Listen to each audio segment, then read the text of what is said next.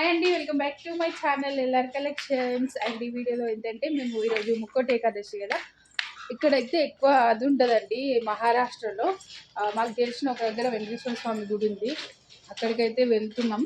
So ఇక్కడ నుంచి 30 kilometres అనమాట. చాలా రోజుల నుంచి అక్కడ బాగా అనిపిస్తుంది, అక్కడికైతే ఇప్పుడు వెళ్ళడానికి రెడీ అయినాం అనమాట. సో ఇక్కడ నుంచి ఇంకా అక్కడి నుంచి వెళ్తుంటే మొత్తం చాలా వరకు అడవే ఉంటుంది అనమాట. కొండ, అడవి, నది ఇవన్నిటితోనే వెళ్ళాలి. 30 కిలోమీటర్స్ అని చెప్పినా కానీ 45 కిలోమీటర్స్ వరకు ఉందండి మా ఇంటి నుంచి. దేవుని గుడి చూడడానికి చాలా సింపుల్గానే ఉంటుంది.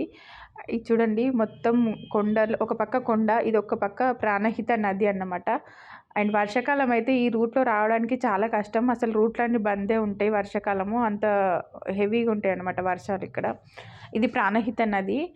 సో ఇక్కడ ఇటైతే చాలా బాగా అనిపిస్తుంది. పక్కనే నది ఉంటుంది, కొంచెం దూరం వరకు. నది అంటే మనకు కనిపిస్తూనే ఉంటుంది, కానీ కొన్ని దగ్గర ఏంటంటే ఇంత దగ్గర నుంచి ఉంటుంది అనమాట. ఒక పక్కకేమో కొండ ఉంటుంది.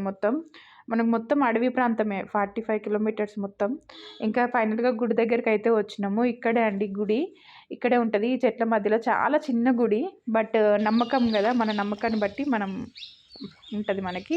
ఈ వాటర్ చూసినరా, ఈ వాటర్ అయితే భూమిలో నుంచి వస్తాయి. ఇట్లా మన ఒక 4-5 జాగాలలో ఉంటాయి అనమాట. అవంతలు అవే వాటర్ పైకి వస్తూ ఉంటాయి.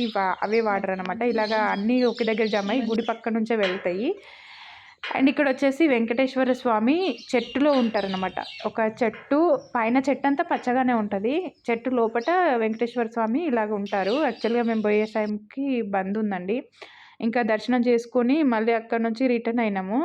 ఇది వెళ్ళే దారిలోనే ఒక దగ్గర రేణికాయల చెట్టు చూసినాము, కాకపోతే వెళ్ళేటప్పుడు కాకుండా రిటర్న్లో తెంపుకుంటున్నాం అనమాట. పనులు అయితే చాలా బాగున్నాయి అండ్ తీయగా ఉన్నాయి అనమాట. కిందికి, చాలా కిందికి ఉన్నాయి. చూడండి, నాకు చేతులకు అందుతున్నాయి అంటే. అండ్ చాలానే తెంపుకొచ్చినాం మేము. అండ్ ఫైనల్గా ఇంటికి వచ్చిన తర్వాత, ఇది శారీ లుక్ చెప్పాను కదా లాస్ట్ వీడియోలో, శారీ లుక్ చూపిస్తాను బ్లౌజ్ కుట్టుకున్న తర్వాత అని చెప్పేసి ఇలాగ వర్క్ వేసుకున్నాను సింపుల్గా.